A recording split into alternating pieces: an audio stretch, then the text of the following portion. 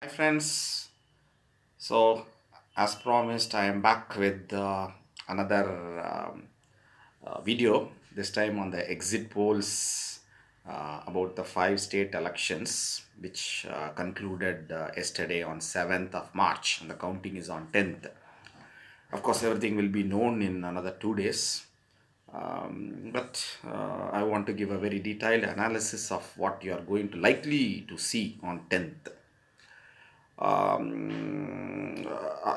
My exit polls are not really exit in the sense that I've not met with any voters per se. And but that will be a in-depth analysis. A lot of caste names will be mentioned. I'm sorry about that, but that's how India, the reality is. Though I keep on repeating that I am opposed to the caste system, I am opposed to the Varna system to the core. I treat everybody equally. There are no superiors, there are no inferiors. Everybody is born equal and die equal. Simple. But we will, in Indian political context, you can't speak about elections without talking about the castes. I'll be focusing more on UP because it is set to be the semi-final.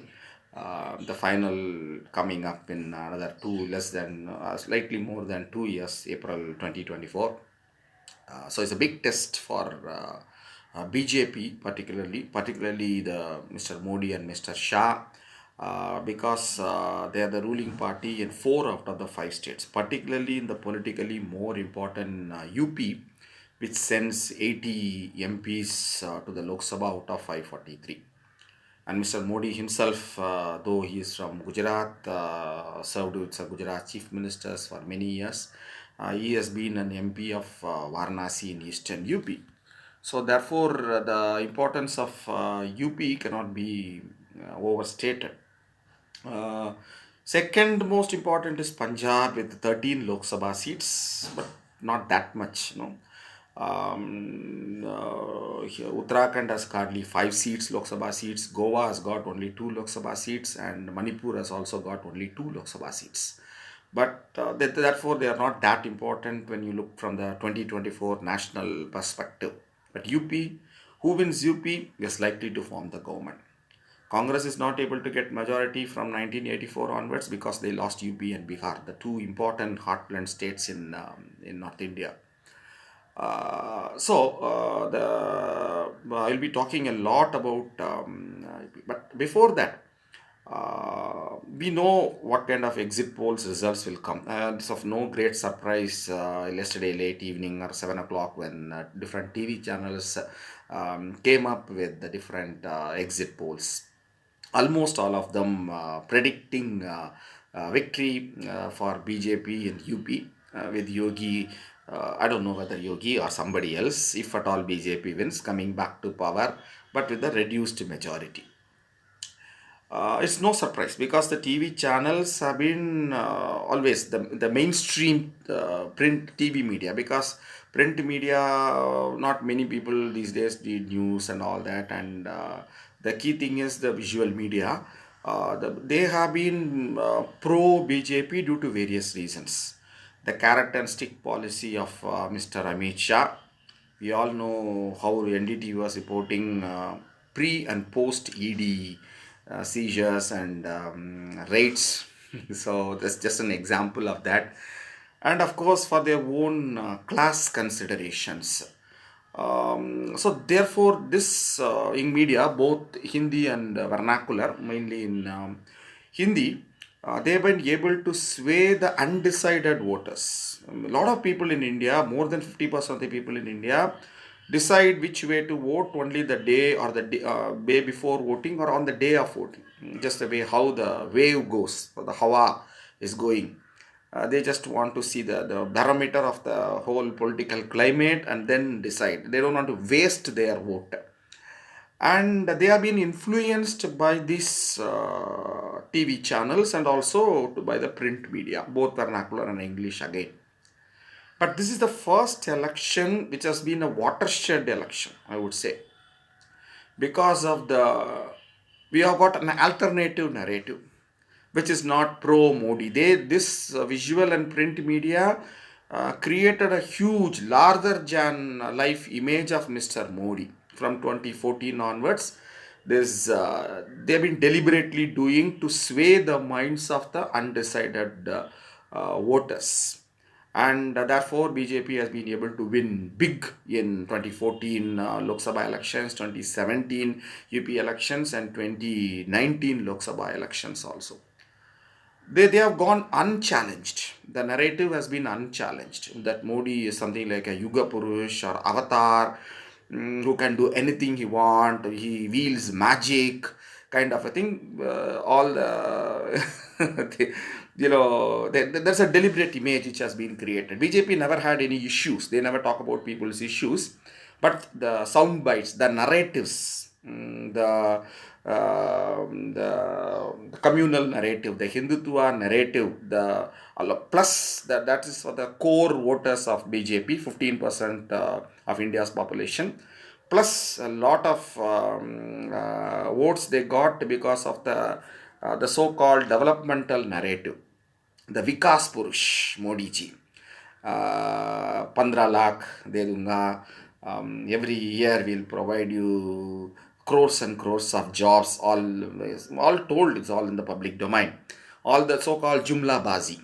I will reduce inflation, महंगाई कम हो जाएगा, rupee will be strengthened, it will come below 40 rupees a dollar, all those things. So this is the image they have projected so successfully in the last 8 years or so. Even before that, from 20, when Modi decided to run, from by end of 2012 itself, they wanted to change the image of Mr. Modi, from the man who has been, Gujarat riots and all those things, from the Modi model of development or Gujarat model of development, the Vikas Purush. But now this has come under a serious challenge this year for the very first time due to the proliferation of technology, the 4G network and the smartphone. Now there are n number of YouTube channels who go to the ground, talk to the people about the issues. For the first time, the narrative is not about Jumla Bazi, rhetoric, about the real issues faced by the people, the unemployment, berozgari, the mengai, that is the inflation,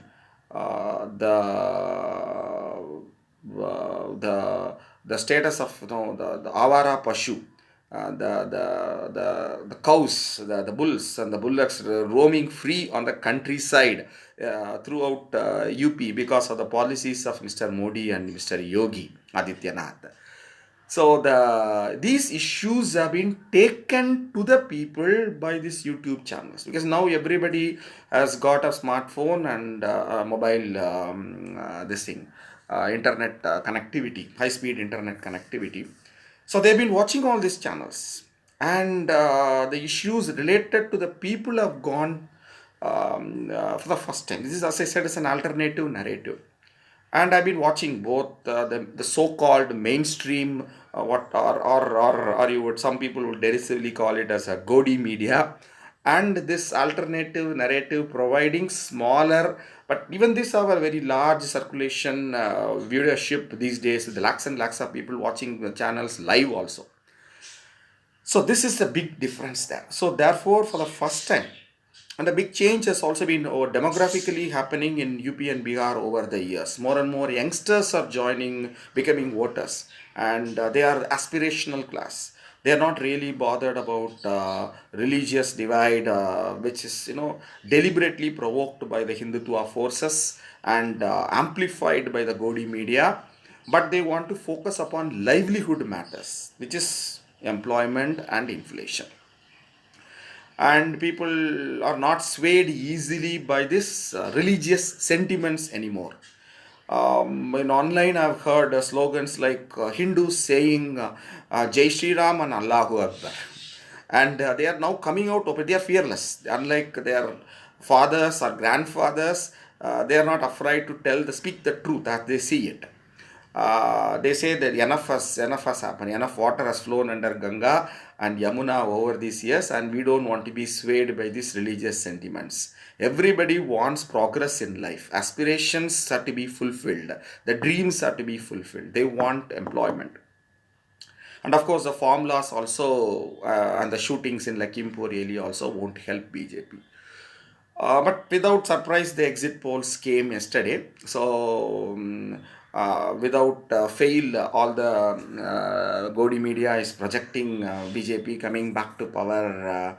There are different. Some people say 220 seats, some people say 250, 260 seats. But one thing was very funny. I think Times Now see voter exit poll.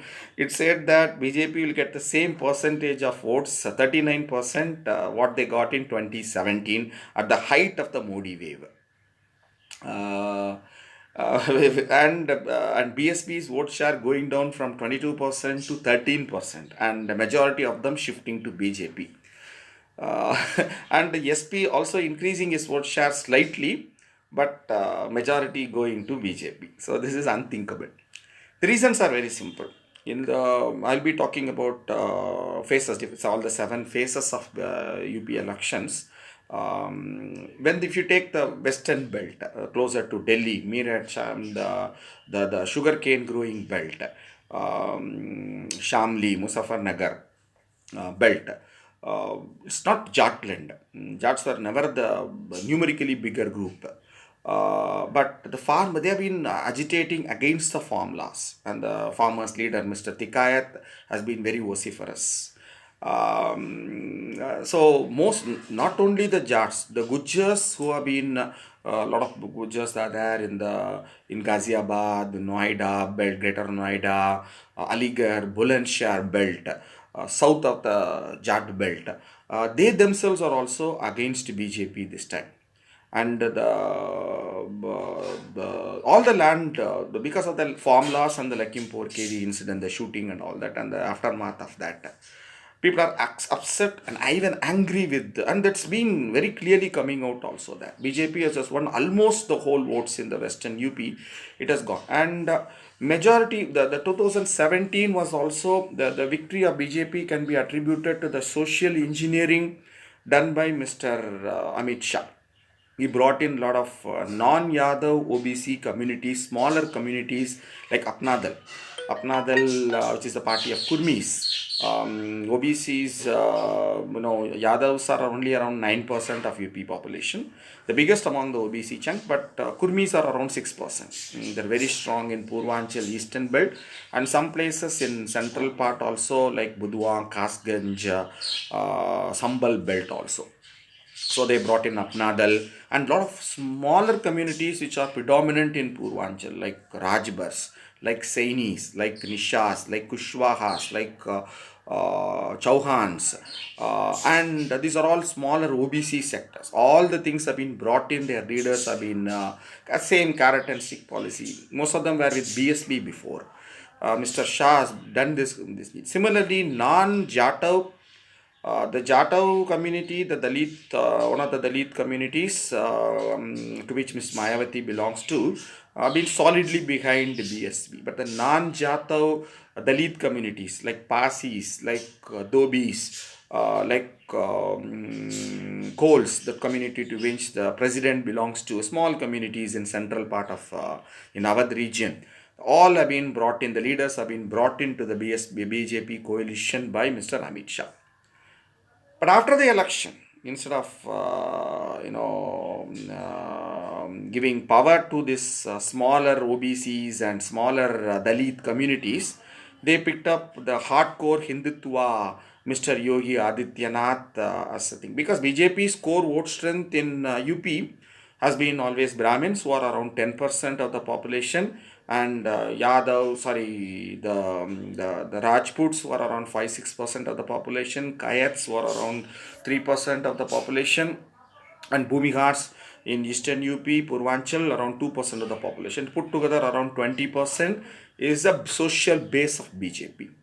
and combined with this non-Yadav OBC and non-Jatav Dalit thing which has been done by Mr. Yogi by getting all the leaders of these groups from BSP and also having alliance with community parties like Nishad Party with Apna Dal and all that, they were able to get from 20% they went to 39%.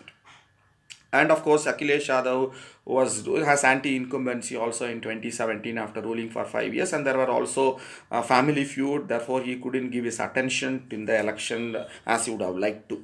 And he fought elections on developmental thing like Lucknow Metro and the highways he has built and all that. So that was a high point of BJP's electoral victory 2017. But now, today, the situation has completely changed. As I said, most of the charts have left out the impact of Muzaffarnagar 2013 riots is not there. Hindutva is not working, though they tried all the tricks. 80-20 speech of Mr. Yogi Adityanath, the deliberate creation of the controversy in Haryana regarding, in Karnataka about hijab, the corridor, the Vishwanath corridor, Kashi corridor, the Ayodhya temple, all of them have failed to strike a chord, emotional chord, as they had in 2014 and 2017. Similarly, there's a huge outgo from the core vote bank of BJP is still intact, but even that is not intact. I'll come to that point because the Brahmins, who are the biggest chunk, 10%, and the predominant in Awadh and eastern UP, particularly in the northern Purvanchal, Gorakhpur belt, and also in the cities like Allahabad and Varanasi. So they have been not been completely happy with Mr. Yogi Adityanath, who said openly that he is proud to be a Rajput and Ram has been born in a Rajput family. So and he said something like, and he said Hanuman is Adivasi, something like that. So all these have angered the traditional community. Even in Faizabad, Ayodhya, where the constituency is situated, BJP is likely to lose to Satpa, who has put up a Brahmin candidate in Ayodhya. Similarly, Mr. Modi's own constituency, Varanasi, in Varanasi South Assembly constituency, where the corridor, the temple is situated, BJP is likely to lose to SP's Brahmin candidate. Brahmins are angry with the BJP. But the core voters will be there. There's no doubt about that. Even some of the business community, which tends to vote with always with BJP, has been angry because of Corona and the lockdowns, which have affected not the big businessmen, but the small town countryside shopkeepers whose livelihood have been affected by all these lockdowns. They may not enthusiastically, they are very likely to stay away from voting this time. That is the reason why the voting percentages have come down. I'll come to that. This is Jats have not voted, Gujars have not voted for BJP, some Brahmins have not voted, some business community, Bania community have not voted for BJP, and in eastern UP this time Akhilesh Yadav has come up with his own brand of social engineering. OP Rajbar has come out, Saini has come out, Chauhan has come out. So he has built, and Apnadal has been divided, and one faction, Anupriya Patel's faction, this with BJP, and her mother and elder sister Pallavi Patel's faction is allied with Samajwadi Party. And he has also brought in a lot of BSP non-Jatav local Pasi leaders into the combine. So this has given a huge fillip to, and he has deliberately kept the Yadav elements, and he has resolved the disputes within his own family with his Chacha, Uncle Shivpal Yadav, and deliberately has kept the Yadavs in the back, and they are not seen in the this thing. And Muslims, and the big change has taken place in Muslims. Though the Muslims predominantly used to vote for Samajwadi Party, many people don't understand this dynamics. They think Muslims as a homogeneous group, which is definitely not. Like Hindus are not a homogeneous group. There is a caste system among Indian Muslims also, with the top Sayyids, Sheikhs, Pathans, Mullah Rajputs, they are hardly 10% of the population, Muslim population. The vast majority, 90% Pasminda Muslims are like Qurayshis, like Ansaris in eastern UP, the Weaver community. Many of them have converts from the Hindu OBCs and the Hindu Dalit communities. So many of them have 50% of the Pasminda vote always goes for BSP. BSP is not only a Hindu Dalit party. It also gets votes from the Muslim Dalit community also, right? So, but this time, even in places where BSP has put up Muslim candidates. Mr. Owaizi's party, MIM has put up Muslim candidates, and Satpa has come, Samajwadi party has come up with Hindu candidates. Still, the Muslims are voting for Satpa, most including all the Pashminda Muslims. They realize this folly of wasting their vote to BSP, which is seen Mayawati due to various reasons of not campaigned very actively, and she is seen closer to BJP due to the various CBI carrot and stick policy, CBI cases on her. So the majority of the Muslims, yes, around 20-25% of the Muslims might have voted for BSP and MIM, but the vast majority, 70 to 75% have voted with the Satpa. Some places even Congress have got Muslim vote whenever their candidates are strong. But 70 to 75% of the Muslims have voted very strongly with Samajwadi Party.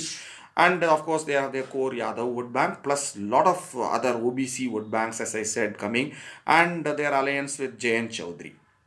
Big change has been one of the reasons Chaudhry Charan Singh has been so successful in the 60s and 70s was his social engineering again. The Jats are hardly, if you take the overall population of UP, the Jats will be around less than 3%. But in Western UP, they are landowners and dominant. But even in Western UP, their population is around 10 to 15% in the sugarcane growing Muzaffarnagar to Hapur area, Meerut, everything, Bagpur, Shamli, every place. But the thing is, he forged a social alliance with Muslims, which his son Ajit Singh was never able to do so. And after Muzaffarnagar 2013, the Jats en masse voted for BJP, Hindutva, on the plank of Hindutva. But for this time, again after a long time, after more than 25-30 years, there is a Jat Muslim alliance forged by Jayant Chaudhary and Akhilesh Yadav, the two youngsters there. And it has really, in spite of all the tricks played by a same carrot and stick formula of Mr. Amit Shah, it has not really worked to change their fortunes. So there is a huge reduction in BJP's vote bank. Yes, youngsters have been angry with the lack of employment. We know the data. I talked a lot about this. India has the highest unemployment before Corona. It has nothing to do with Corona. Before Corona itself, according to government data itself, India is facing the highest unemployment problem in the last 50 years. Right? Economy has been floundering for 9 consecutive quarters before the onset of Corona. Corona destroyed everything there. Unemployment and inflation, which is affecting the households, has been the biggest factor in these elections. Right. And another thing which goes against BJP is there is no Modi magic, there is no way. Hindutva things, though they tried a lot, it is not working. And people have been angry that they have been misled in 2014 and 2019 with a lot of fake promises. And as I said, that credit has to go to the online YouTube channels for breaking this myth or the Modi bubble. People have been, and there have been attacks. Allahabad university students protested, and they have been lathi charged, and they've been called as terrorists, and all everything. Farmers have been called Khalistanis and extremists and terrorists, and the same thing. Student community has been there, and this cuts across the caste lines. Brahmins, Kayats, OBCs, Dalits, everybody is angry with this government, and they have been very vocal about this also. But the mainstream media says the big BJP will maintain power because of only one thing. They have created a new constituency called La Bharati in Hindi, beneficiary constituency. The poorest of the poor, mostly Dalit communities, since 2021, after the second wave, UP government has been giving rations, free rations, 5 kg anaj, that is cereals, 3 kg wheat and 2 kg rice, plus namak, salt, and also oil, cooking oil, which has gone more than 200 rupees. So all these are provided through ration shops, and from December, then they know that when they lost very badly in the 2021 local body elections in UP, they know their time is up. So in December, Yogi announced that it will continue till Holi, that is March 17th or 18th. That will be after that they will stop it. So that is double ration. 10 kg food grains per person is being given there. So there are 4 5 people in the family, they'll get 40 50 kilos. That is more than what they need. Along with, as I said, they are also giving oil and cooking oil and salt also. So they can even sell 10 15 kg outside in the market also and get some money. This has been the thing they said is a game changer. No doubt, there is a big beneficiary group, and this will help particularly the poorest of the poor people there. No doubt, Congress came to power in 2009, riding on NREGA. Even in UP, where they have no organizational strength at all, they won 20 seats unexpectedly, more than BJP. So that is the reason, because of the NREGA class. So you can't discount that. Apart from that, they say they are built under the Pradhan Mantri Awas Yojana, previously Indira Gandhi Awas Yojana. Lot of houses have been built, Pakka houses have been built in the rural areas. Apart from that, toilets have been built also. That toilets is not an issue. That toilets have been built, but there is no water there and nobody is using them. You go to any countryside, people are still using their uh, their body waste as a manure for the fields, and not they are not using the toilets. And by the way, toilets do not have water also. Toilets is not an issue at all. But yes, the free ration, that is also the double ration being given last 3 months, and the houses built under the Awas Yojana is being told by the mainstream media will overcome all the negativity surrounding BJP, and it will bring votes for them, and therefore they will be able to come to power. But the majority of the people who got this, the middle class is not affected, does not want, they want employment, they want education, they want security. This is what they want. They will buy as if the prices come down on their own. This is the issue for the people economically very backward sections of the people there. But majority of them, the Jatav, so the traditional vote bank of BSP has stayed intact. So it's not, they know, yeah, we have Modi and Yogi are giving us, of course, it is the Tamil Nadu model, the freebie model is being implemented. So I won't say this is much better than Hindutva model. At least people are getting something out of that, instead of selling everything to Ambani and Adani and other crony capitalists. Something has to be given, the so-called welfare model, Tamil Nadu model, whatever this, instead of Gujarat model of development has become now Tamil Nadu model of freebie development. But it is far better than the divisive Hindutva model, which destroys the Indian society. How far this La Bharati, the beneficiaries, will help BJP? I have my own doubts. There will be some benefit electorally to the BJP, no doubt about that. But majority of the beneficiaries, as I said, have been the Dalits who are landless and are therefore poor. Jatavs are staying intact with BSP in spite of Mayawati not coming out forcefully and campaigning there. So that vote bank is, so its impact will be restricted to non-Jatav. The Dalits are around 22% of population of UP. Out of that, Jatavs are around 60%. So the remaining 40%, that will be somewhere around 8%, you can say, of the total UP population is susceptible to this BSP. So that's where the Parsis come there. So they're mostly concentrated in the Awadh belt, the central belt. Whereas the dominant the Jatavs of they are called Jatavs in western UP in the Agra belt, and Chamars in eastern UP, which is supposed to be derogatory in eastern UP. They are solidly with Mayawati. The smaller communities, a lot of work has been done by Akhilesh Yadav in the last 2 3 years, getting the local leaders to them. But there will be division. I expect this will go 50 50, and there is no Hawa. created by the media, Modi wave, and this floating voters will always go there. These floating voters are going largely with Samajwadi Party because they feel that if you ask anybody on the road in UP, you just stop at the roadside tea shop or a roadside eatery or roadside saloon. You ask anybody, they say there's Akhilesh ka Bhaiya ka hawa chal raha hai. So therefore, you are going with cycle. So therefore, to a large extent, BJP's vote bank will come down.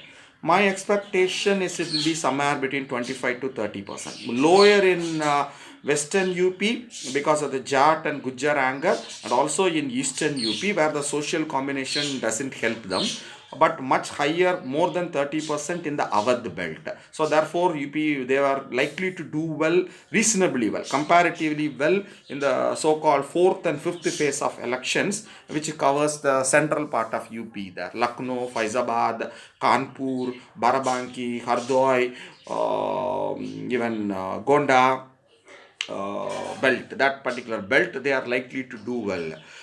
Compared to Sitapur, even Lakhimpur Keri, they are expected to do well compared to other areas there. So let me show you this election. The election was held in UP in 7 phases, as you know. The first phase was the sugarcane Ganna belt, where the Jat, Gujjar, and in all the phases, 7 phases, the number of seats ranged from 55 to 60. So I won't go. I can talk seat by seat, but by district by district, which I don't want. So this is a belt which involves Saharampur, Shamli, Meerut, Muzaffarnagar. Not Saharampur. Saharampur was in the second phase along with Rohilkhand. Bagpat, Kapur, Ghaziabad, Bulandshahr, Noida. Noida and Ghaziabad being urban seats, BJP is expected to do relatively well. But they are likely to be, it includes Mathura, Agra traditionally with large Dalit population. Mayavati tends to do well there. BSP used to tend well there. So these places in the this is what you call as upper Doab, Ganga, between Ganga and Yamuna. BJP is likely to have some seats in Ghaziabad and Greater Noida region, and also in Mathura Agra region, but very badly they'll perform in the rural areas, the sugarcane growing areas, because of the Jat and Gujjar anger. So I would say around 35 seats for Samajwadi Party and around 15 for BJP. The remaining seats picked up by BSP in 1 or 2 seats where Congress is also fighting that. The second phase is Rohilkhand, starting from Saharampur in the west, and the Rohilkhand areas, the Moradabad, Rampur, Baireli, slight Amroha, Budua, Shahjahanpur belt. So this area is sugarcane growing also, and there is a huge Muslim presence in this belt. Some of the constituencies 40%, 45%, like in Rampur, Sadar. So this again, the social combination in this belt doesn't favor BJP, and there is also anger against BJP. So I expect this also to go somewhere around 35 to 40. I would say even up to 40 for Samajwadi Party, only 10 to 15 for BJP. Third phase, most of the districts of Bundelkhand, Jhansi, Lalitpur, Hamirpur belt, plus lot of areas in the middle Doab, Firozabad, Farukabad, Kannauj, and the Malayam Singh hardcore areas, Etawah, Mainpuri, Kanpur, Dehat. So these areas, the fight is there, right? The BJP slowly comes into the fight in this area, but still the upper hand is with because of the combination. Here the Yadavs are very strong in the middle belt, and as you know, they are solidly behind the thing. And with the social and some BJP is expected to do well in the Bundelkhand region, getting most of the seats. Though again, BSP is used to be Dalit. There's a lot of Dalit population in Bundelkhand areas, but again, this time because of inactiveness of Mayawati, they are not able to do well. BJP will pick up around 10 seats in Bundelkhand area, and around another 10 to 15 seats in the middle dome. So I would say this area would be around 30 for Samajwadi and around 20 for BJP. The fourth phase starts from the Terai region, Lakhimpur Keri, belt onwards, then into the Awadh, Lucknow, Hardoi, Sitapur, Unnao, and Pratapgarh probably will be in the fifth phase. Fourth phase, you'll have Raebareli. So all these central areas are the fourth phase, which is in green in the map. BJP really puts up a big fight here because here the Brahmin population increases, and that is the reason why they don't want to dismiss the Brahmin minister whose son was involved in the Lakhimpur Kiri killings of the farmers. And there is a Lakhimpur Kiri, there's a large Sikh population in the Terai. And but in spite of all that, BJP, there's a real fight there. Here again, as I said, this is an area where the Labharti, the beneficiaries, come into the picture. Beneficiaries are not an issue at all in Western UP, Rohilkhand, and in the central Doab. In Awadh and Purvanchal, they are a factor there, and BJP is likely to pick up votes. So the vote share of SP and BJP will be almost the same. So I expect them to pick up 25 and 25 seats each, both in the fourth and fifth phase. And fifth phase is about again mostly Awadh. Here we have Ayodhya, we have in the north Balrampur, we have Shravasti, we have even Basti. No, Gonda is in this belt. And then we have Amethi, Raebareli, couple of seats, Pratapgarh, a couple of seats, Congress is expected to do well. Then coming down south to Allahabad, Fatehpur, Koshambi. So this again, I expect this also to be tough, but slightly favoring Samajwadi Party. Probably 27, 23, but you can divide it again 25, 25. The remaining 10 seats, some seats BSP, 2, 3 seats Congress. And then we are coming into Purvanchal, the sixth and seventh phases. Sixth phase, the northern part of Purvanchal, Gorakhpur, Basti, Deoria, Devariya, Maharajganj, Sant Kabir Nagar, Ambedkar Nagar, Balia, this belt.